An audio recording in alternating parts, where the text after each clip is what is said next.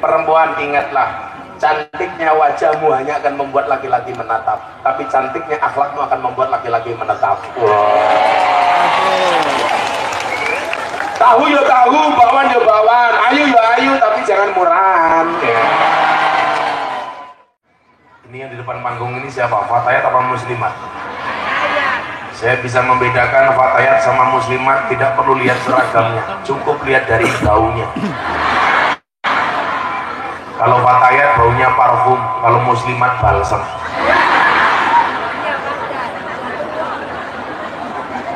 Kalau fatayat itu model ceweknya STN, setengah tua yang kenceng. Kalau muslimat STMM, setengah tua meh modal. Kebaikan itu tidak sempurna kecuali dengan 3 hal. Yang pertama, bitakjili, disegerakan. Maka kalau ada kebaikan, tolong jangan ditunda-tunda, segera lakukan. Ada kebaikan, bapak ini baik, bapak ini ngerenyong ini ya, menurutnya pokokmu yang lagi soalnya ya. Nah, begini kumisnya lucu temen ya.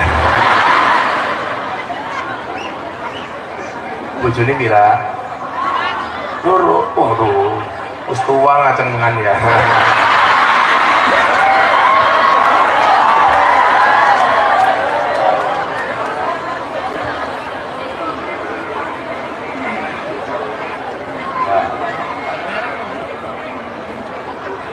La yatimul ma'ruf illa. Iki nyapa maning bocah iki malah merene-rene.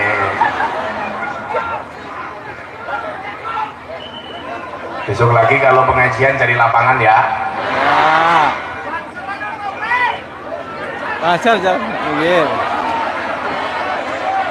La yatimul ma'ruf, kebaikan itu tidak akan sempurna illa bisalasin, kata Rasulullah, kecuali dengan 3 hal. Yang pertama, bitakjili, disegerakan. Maka kalau ada pengajian jangan ditunda-tunda. Aduh, saya pengajiannya besok saja, nunggu tua sebelum mati.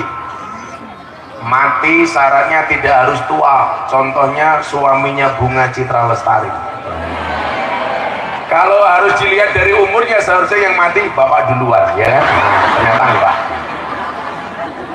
Pak siapa namanya? Siapa?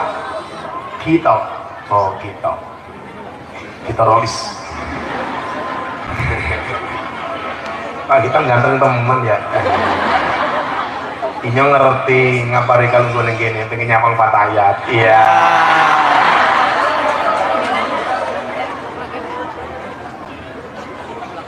Kalau mati itu harus nunggu tua, tentunya Asraf suaminya Bunga Citra Lestari tidak akan mati karena usianya baru 40 tahun.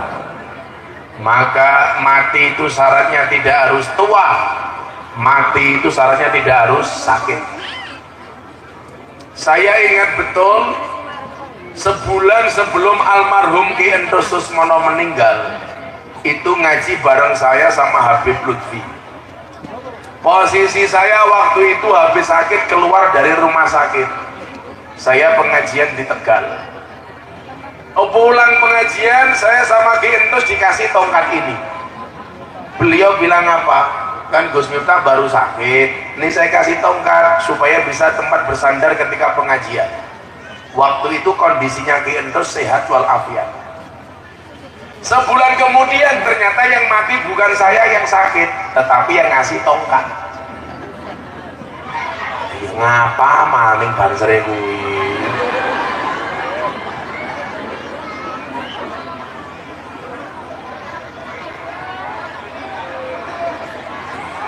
Sudah, nanti pada saatnya saya berdiri ya.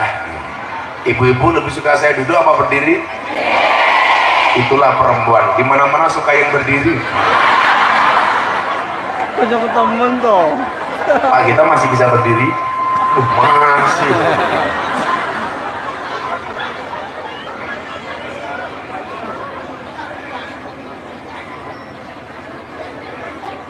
yang tua belum tentu mati duluan. Maka Pak Gito, walaupun Pak Gito lebih tua daripada saya, usianya berapa Pak Gito? 70. Wah, orang mati-mati ya. Pak Gito usianya 70 tahun. Saya lebih muda daripada Pak Gito. Bisa jadi yang mati Pak Gito duluan. Enggak pernah. Maka kenapa kita tidak boleh menunda-nunda kebaikan? Ada kebaikan segera hadiri. Jangan tarsok. Entar besok. Ingat, ajalmu tidak menunggu taubatmu. Betul? Saya dulu pernah syuting sama almarhum Basuki. Sebelum syuting dia main futsal. Tahu-tahu mati. Saya punya kawan namanya Aji Masaid, habis olahraga mati. Asrof suaminya Bunga Citra Lestari mati, padahal masih muda. Ustaz Jeffrey Al-Bukhari selesai ngopi naik motor pulang mati. Kalau tukang sonyo kayak gini pulang pengajian mati kesetrum. Dia wong ya kalau kepenak temen bener karang angin-angin baik santai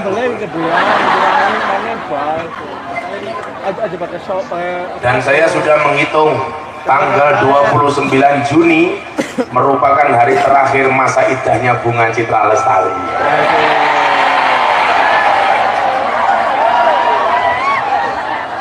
Matane apa Gus Miftah mau menikah lagi, nunggu takdir. Kalau memang takdirnya ada, mana bisa saya menolak takdir. Tapi kalau tidak ada takdirnya, insya Allah saya menciptakan takdir saya sendiri. Tapi insya Allah saya tipe suami yang setia. Karena saya punya prinsip, lelaki yang hebat bukan lelaki yang mencintai banyak wanita, tetapi mencintai satu wanita dengan banyak cara. Kenapa saya ngomong seperti itu? Karena di syuting kamera.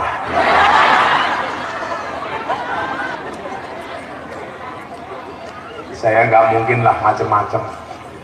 Dimana-mana dilihat sama orang, maka nggak bisa macem-macem.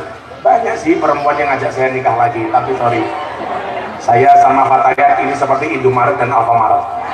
Maksudnya Pak, berdekatan tapi nggak pernah jadian.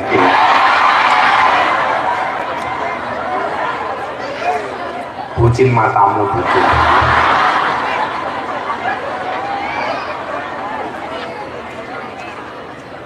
Maka segera ada kebaikan datangi. Jangan kalau ada pengajian kakean sambat ragil mangkat. Ayo makan ngaji. Iya ini sampah. Cocok apa? Ora. Tapi kalau tetangganya nanggap kuda lumping, nggak usah diundang, tahu gamelan ditabuh makan. Padahal kuda lumping kia undang gemit. Kok sing teka wong Purwasari? Berarti wong Purwasari kaya. Maka Bapak Ibu orang gemit rahimakumullah,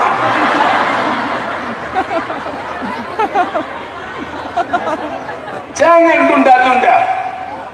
Apa saja yang tidak boleh ditunda-tunda. Memang benar dikatakan al-ajalatu minas syaiton, tergesa-gesa itu sebagian dari setan.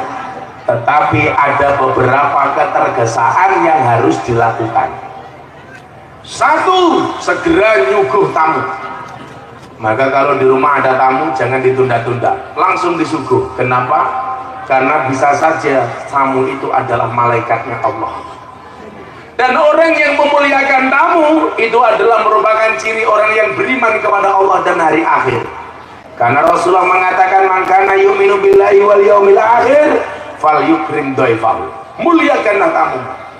Salah satu memuliakan tamu bentuknya apa? Kalau pengajian cari sound system yang enak.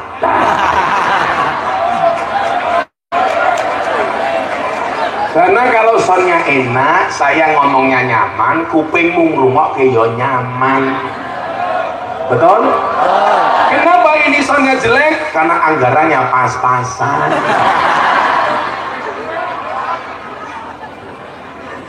Saya doakan tukang sonnya mudah-mudahan sonnya jadi son yang paling besar. Sa RT. Lu malah bengong goblok. Aja pakai ebol lah. Ini awalnya titik gue. Kenapa Nabi Ibrahim itu diangkat menjadi kekasihnya Allah?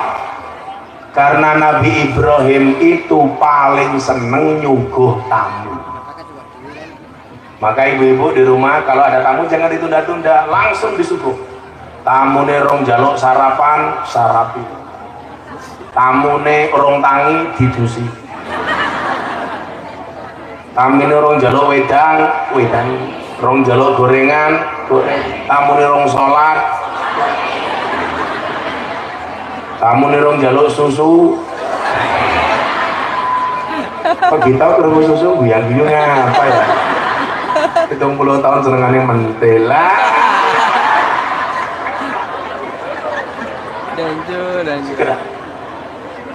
Dan saya termasuk orang yang cerewet ketika di pondok kalau santri saya telat nguguh tamu. Minimal tamu datang langsung dilayani, maunya apa?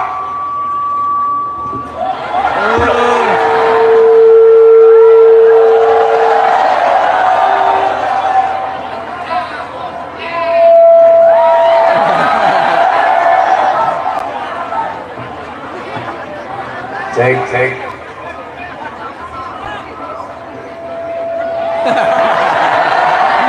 Lanjut.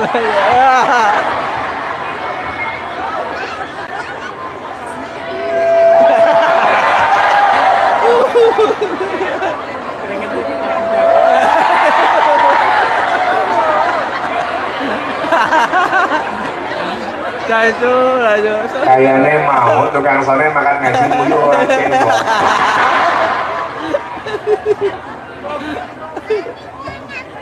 Tamu yang datang ke pondok itu kan macam-macam. Ada yang niat ngundang ngaji. Ini yang sopan, yang nggak sopan cuma WA tok. Ngundang kiai baik WA. Kalau yang ngundang ngaji melalui WA, saya pastikan lama dapat jadwalnya. Kenapa? Karena setiap hari yang masuk WA-nya minta ngaji itu 500 permintaan. Pamer matamu, pamer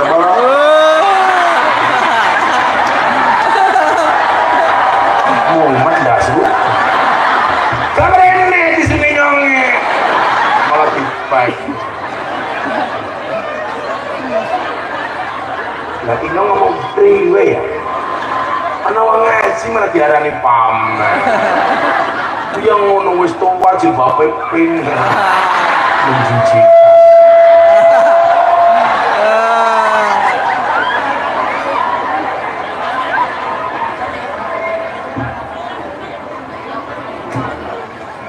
Saya cerita, tamu yang mendapat prioritas jadwal ngaji itu yang langsung datang ke pondok, karena langsung ketemu dengan tim penjadwalan. Kalau melalui WA, HP-nya anak-anak itu ada 5 khusus melayani orang ngaji. Satu HP sehari minimal 100 bahkan lebih. Berarti 5 HP berapa? 500.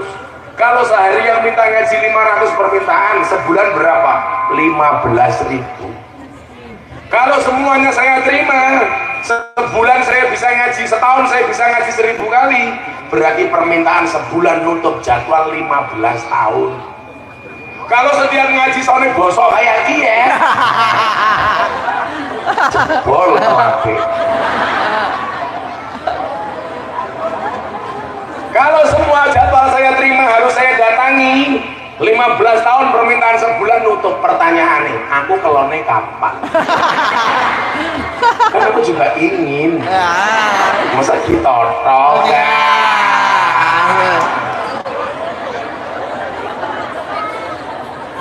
Mudah-mudahan Pak Gito panjang umur ya. Orang sedunia mati Pak Gito hidup sendiri.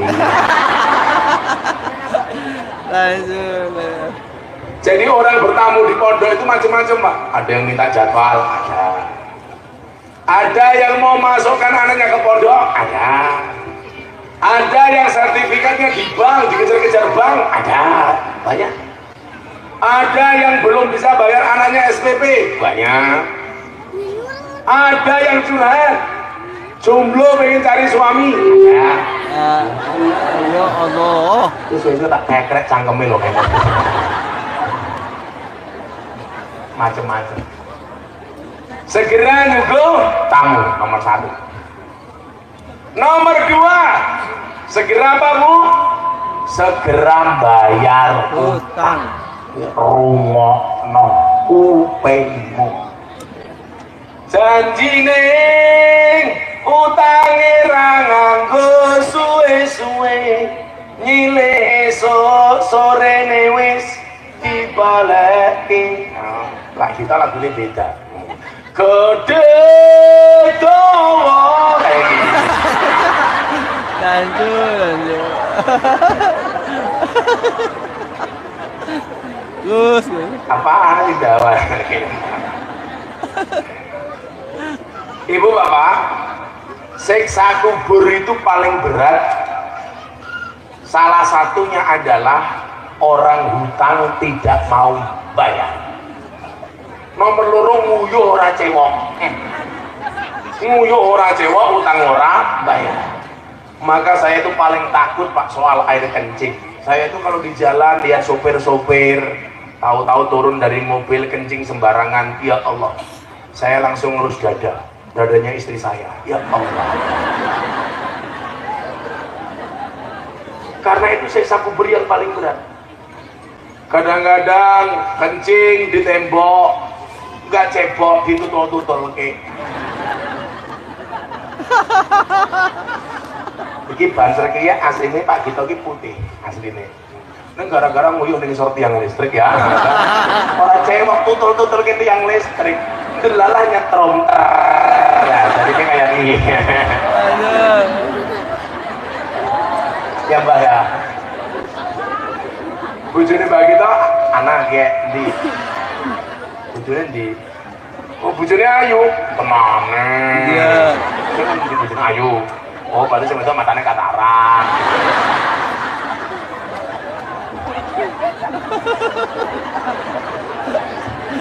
Lanjut. Kalau istrinya Mbak Gito cantik, berarti besok Mbak Gito masuk surga karena syukur.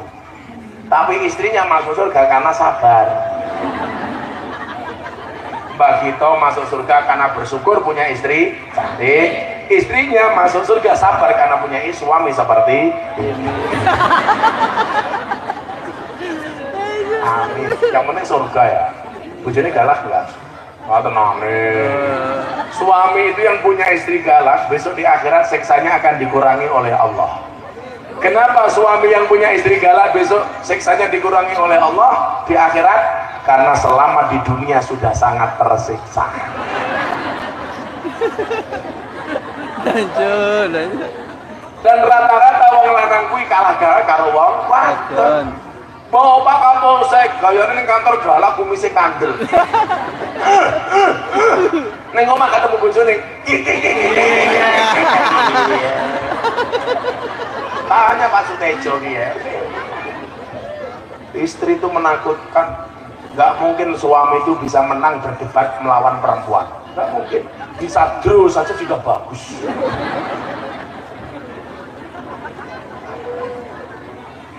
Ya bener Pak, hati-hati.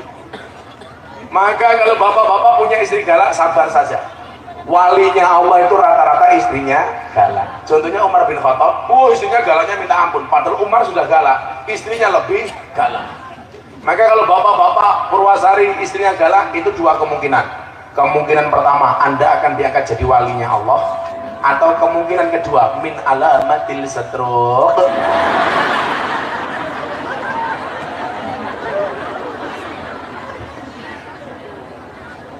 Bu, galak laki-laki apa galak perempuan? Maka suami laki-laki sama perempuan itu matinya dahuluan mana? Laki-laki itu lebih cepat mati dibandingkan perempuan. Buktinya apa? Lebih banyak janda daripada bunda. Di sini banyak janda. Corona. Oh, komunitas rondo mempesona. Kenapa laki-laki itu cepat mati dibandingkan perempuan? Stres, pikir bojone ngeyelan. Wongnya ya teka ya. Ya melun guyu. Biasanya jilbabnya hijau.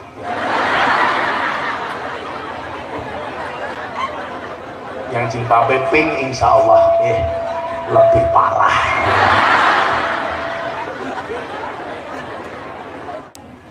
Segera bayar utang, jangan ditunda-tunda.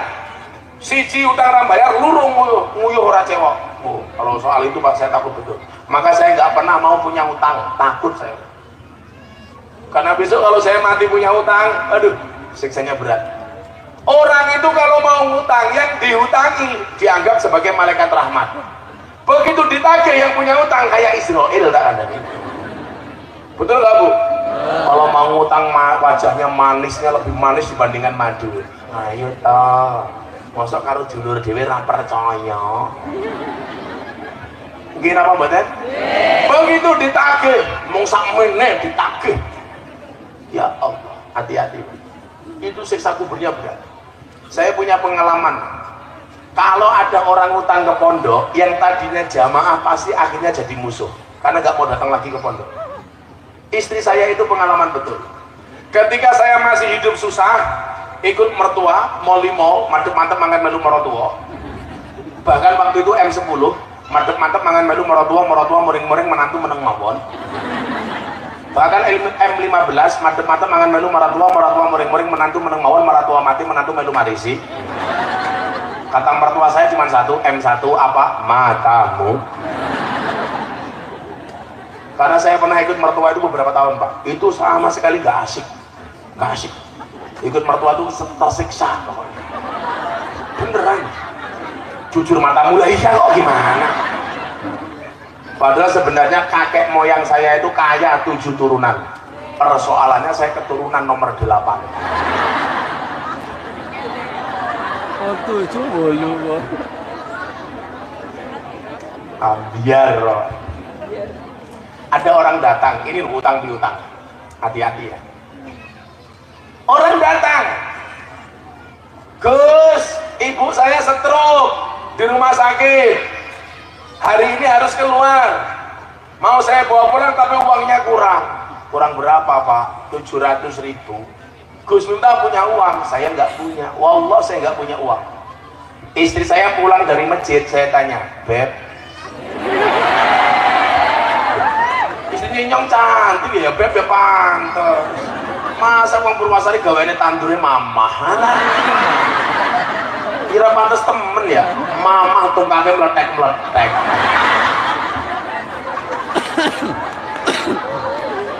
Assalamualaikum mama, iya papa. Papa kemana? Nimpa teletong mama. Pak Gito manggil istrinya apa? Mbak. Oh Mbak Huti. Tak pikir yang keberapa? Saya manggil istri saya Beb, istri saya manggil saya Say. Syaitanir rajim.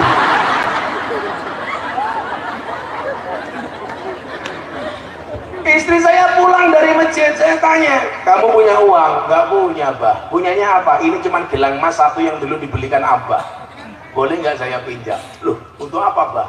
Ini ada tamu jamaah, ibunya stroke. Pak Gito tahu stroke itu penyakit apa? Stroke itu penyakit yang diakibatkan gara-gara senyum yang tidak seimbang. Senyum seimbang itu ke kiri 2 cm, ke kanan 2 cm. Orang stroke itu senyumnya hanya ke kiri, nggak ada yang ke kanan. Kalau Pak Gito contohnya. Mudah-mudahan Bang Gito sehat terus ya. Saya bilang sama istri saya, boleh nggak? Istri soleha Pak, dikasih. Wow, bojone nyong manut. Karena perempuan itu adalah makmum, laki-laki adalah imam. Makmum yang baik yang patuh dengan imam, dan imam yang baik yang diikuti oleh banyak makmum. Setuju ibu? Katanya kesuksesan seorang suami berangkat dari doa istri, betul? Itu artinya semakin banyak istri, semakin banyak yang mendoakan. Cocok? Cocok. Kita tak ganti bahasanya. Kesuksesan seorang suami ada peran dari seorang istri, betul? Itu artinya kalau suaminya tidak sukses, siap-siap ganti istri. Padahal kalau sunnahnya ya, tapi nggak wajib Pak. Sunnahnya kumis itu bagian dari yang harus dikerok. Al-khamsatu minal fitrah. Wirungok nih kumisnya gue ya. Kalau bagi tuh kayak lele.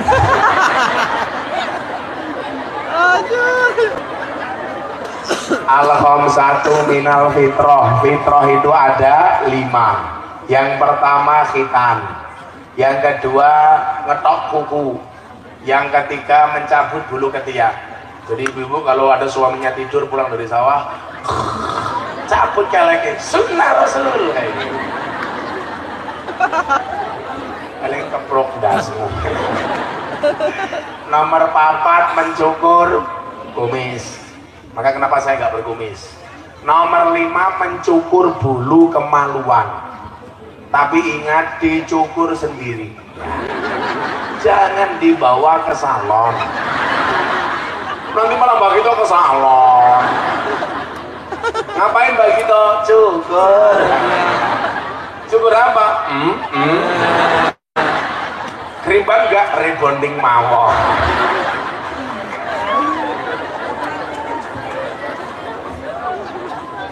Sallu ala Nabi Muhammad. Tadi nyuwun sewu. Gelang istri saya tak kasih Pak. Ini loh, bahwa hutang itu kadang-kadang malah merusak tali silaturahim. Makanya jangan sampai kita punya hutang. Akhirnya saya kasih gelangnya istri saya. Boleh Bet? Boleh yang kasih. Saya tanya orangnya, kamu kembaliin kapan? Sebulan Kiai, habis gajian saya tak kembaliin. Sebulan saya SMS, gimana Pak, kapan bayar hutang? OTW. Oke, tunggu aja. 2 bulan saya SMS lagi, gimana kapan bayar hutang? OTW. Apa itu? Ojo takon wae. 3 bulan SMS saya nggak dibalas, saya telepon sudah diblok. Kesimpulannya nggak dibayar. Saya telah tertipu. Ikhlas apa ora urusanku kok cerewet baik. Setelah saya bangun pondok di Kalasan, saya sudah lupa kalau orang ini punya hutang sama saya. Ada perempuan datang ke pondok. Assalamualaikum Kiai. Waalaikumsalam. Gimana Bu?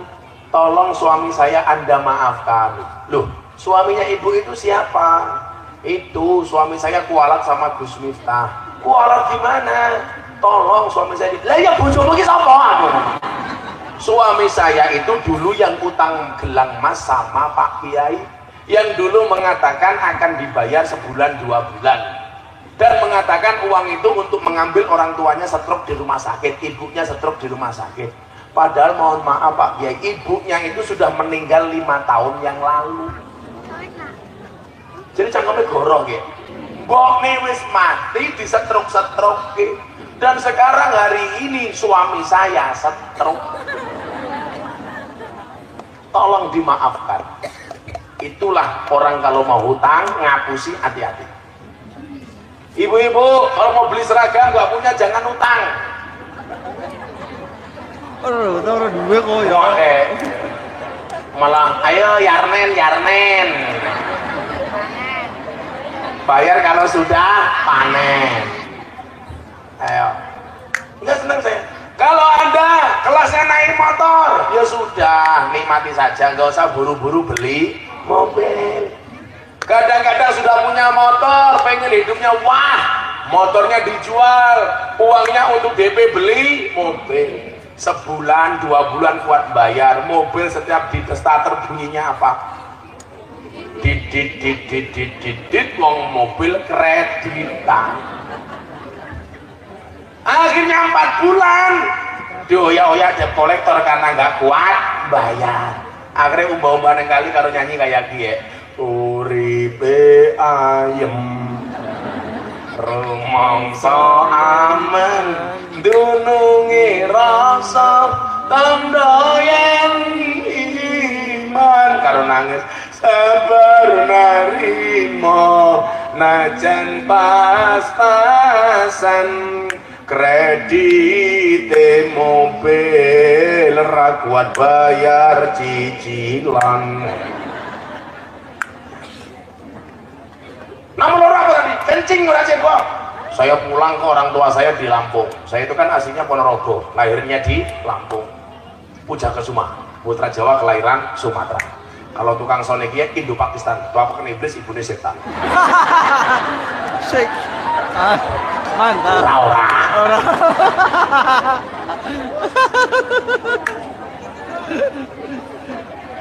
Saya pulang Pak, naik kapal feri Merak Baka Uni. Di kapal feri saya kencing, toilet. Mau cebok airnya nggak keluar. Waduh. Masa tak tutul-tutul ke tembok kayak gitu? Ten limbah. Metu apa orang kayak bani? Orang metu-metu. Akhirnya apa yang terjadi? Saya kelingan ngasai Sprite. Akhirnya saya cewek pakai Sprite. Ya Allah rasanya tengkeranyas. Untung lagi rebung semut. Menunggu bojone nyem takon kayak gini, gila-gilaan mboten Bang, cangkemmu ya gila.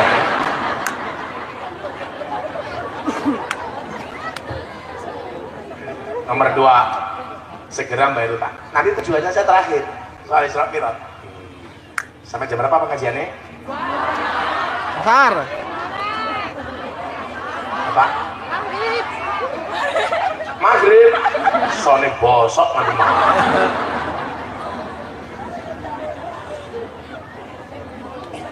Sallu ala Nabi Muhammad.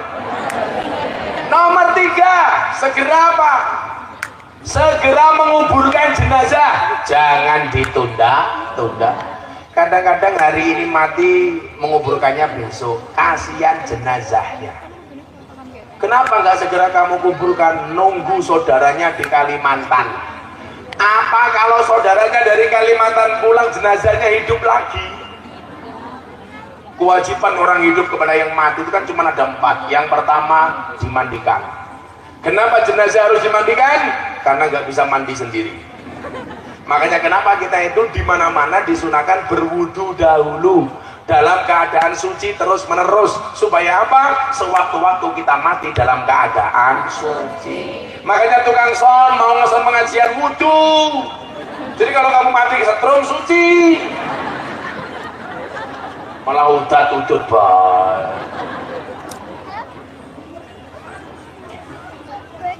Bu, wudu, mau melayani suaminya, wudu. Suaminya masuk kamar, wudu. Malah bagi itu rondo nguyuh ra cewek langsung kumpul karo bojone. Bisa jadi keluarnya air mani bercampur dengan sisa air kencing. Kok dadi anak ambune pesi.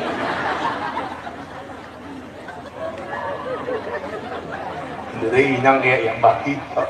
Mulai aku mesti dikerok-kerok ngono jijik ya.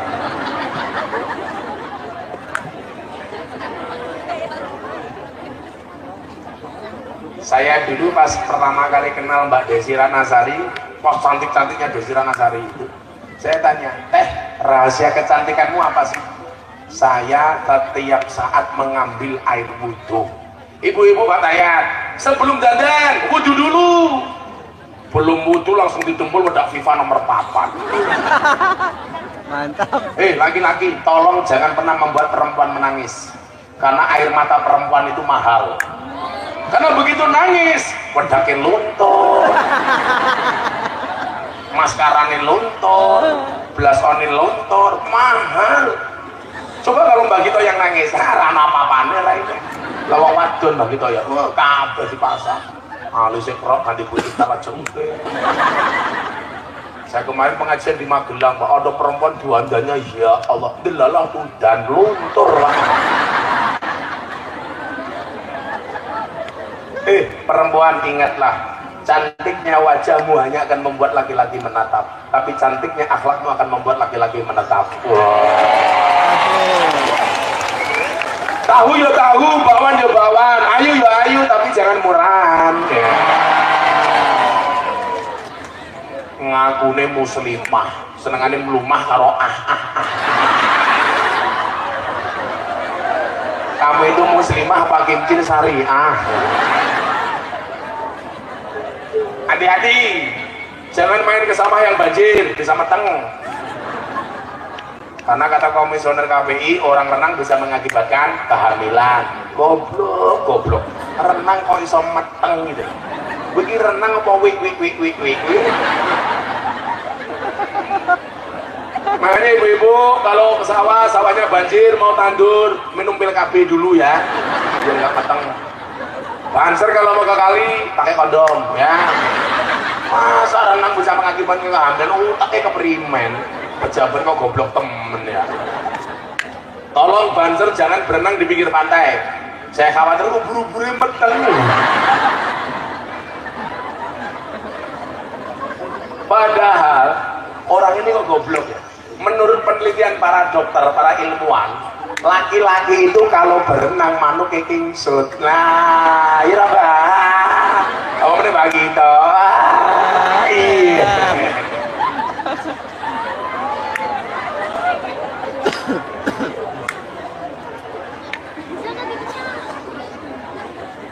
Nomor 1 dimatikan, nomor 2 diapa? Kawani. Kain kafan warnanya nggak harus putih. Maka mbak kain kafan warnanya pink nggak apa-apa. Maka kalau kamu besok mati kain kafannya pink, malaikatnya teriak, wow, kincil men.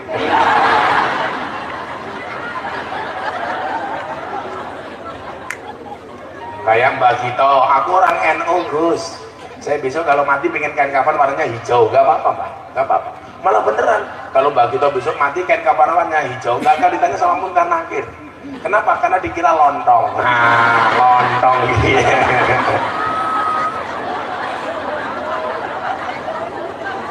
Mbak Gito datang kok langsung dimplok. Paling mereka baru loh, lontong kok anak kumise kayaknya. Tegane untuk Mbak Gito saja, ya sini, orang nganggo. Iya. Mbak, tak kasih tekan Mbak. Kan kancane inyo. Ora usah dikasih sedotan di logok kayak gini. Ya kayak sedotan keperimen banser ya. Mbak, jadi itu berapa apa? Kan mereka kancane inyo. Mangga pakai hidup mangga.